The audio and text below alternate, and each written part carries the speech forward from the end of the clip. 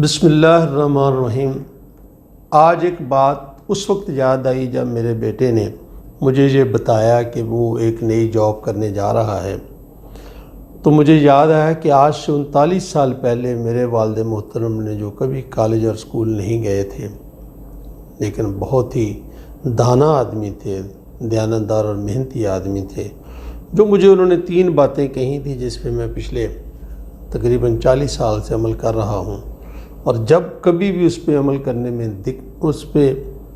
کرنے میں میں نے کوتاہی کی ہے تو میں نے اس کی سزا پائی۔ تو آج میں نے وہ 3 باتیں اپنے بیٹے سے کہیں تو میرا جی چاہا کہ میں یہ باتیں آپ سے بھی کہوں۔ جب میں نے انہیں بتایا کہ میری کوہ نور مل فیصل آباد کے اندر پہلی نوکری ہو گئی ہے، تو انہوں نے مجھے اپنے پاس بٹھایا۔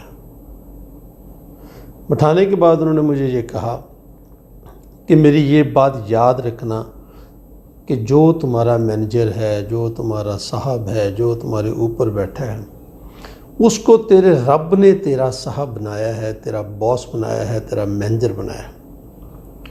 وہ کسی بھی ذات کا ہو سکتا ہے، کسی کمزور کا، کسی طاقتور ذات کا ہو سکتا ہے، وہ کالے پیلے نیلے رنگ کا ہو سکتا ہے، وہ کسی بھی طرح سے اس کی معاشی اور معاشرتی صورتحال تم سے کمتر ہو سکتی ہے، لیکن یاد رکھنا خدا نے اسے تیرا مینیجر اور باس بنایا ہے۔ تمہارا فرض بنتا ہے کہ اس کی عزت بھی کرو، اس کا احترام بھی کرو، اس کا ادب بھی کرو، اور اس کی بات بھی مانو، اور اس کے ساتھ مخلص رہو۔ میں نے کہا ٹھیک ہے جی۔ انہوں نے کہا کچھ لوگ تمہارے ماتحت ہوں گے، وہ تم سے زیادہ بھی اچھے ہو سکتے ہیں، وہ رب کو تم سے زیادہ بھی پیارے ہو سکتے ہیں، وہ کسی اعلیٰ اور اعلیٰ ذات سے بھی ان کا تعلق ہو سکتا ہے، ان کی کوئی گھریلو مجبوریاں بھی ہو سکتی ہیں، وہ کسی بڑے خاندان سے بھی ان کا تعلق ہو سکتا ہے، لیکن خدا نے ان کو تمہارا ماتحت بنایا، اور اب تمہاری یہ ذمہ داری ہے کہ تم ان کا خیال رکھو، صرف مالی نہیں، صرف معاشی نہیں، ان کی معاشرتی بھی۔ ان کی عزت کرو، ان کا احترام کرو، ان کو انسان سمجھو، اور جو ان کی مدد کر سکتے ہو ضرور کرو۔ میں نے کہا جی حاضر جناب۔ تیسری بات انہوں نے کہی کہ یاد رکھنا جس کمپنی میں تم نوکری کرو گے اس کمپنی کا تم رزق کھاؤ گے، تنخواہ لو گے، مجھے دو گے، اپنے بچوں کو دو گے، اپنے گھر والوں کو دے گے۔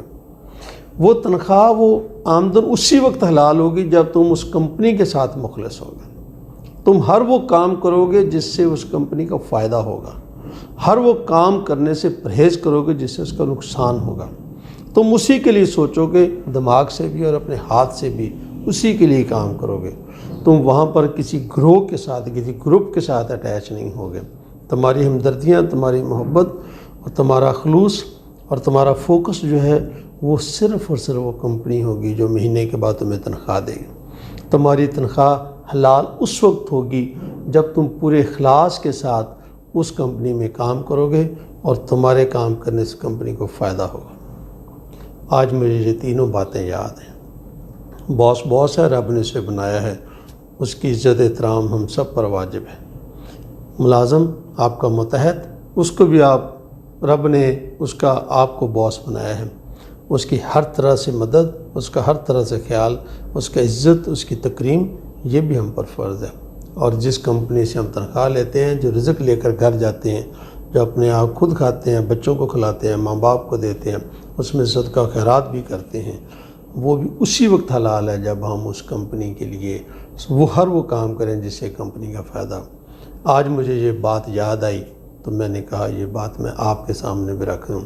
اللہ رب العزت مجھے ان 3 باتوں پر، اور آپ سے بھی میری دعا ہے کہ اللہ تعالیٰ آپ کو بھی ان 3 باتوں پر عمل کرنے کی توفیق عطا فرمائے۔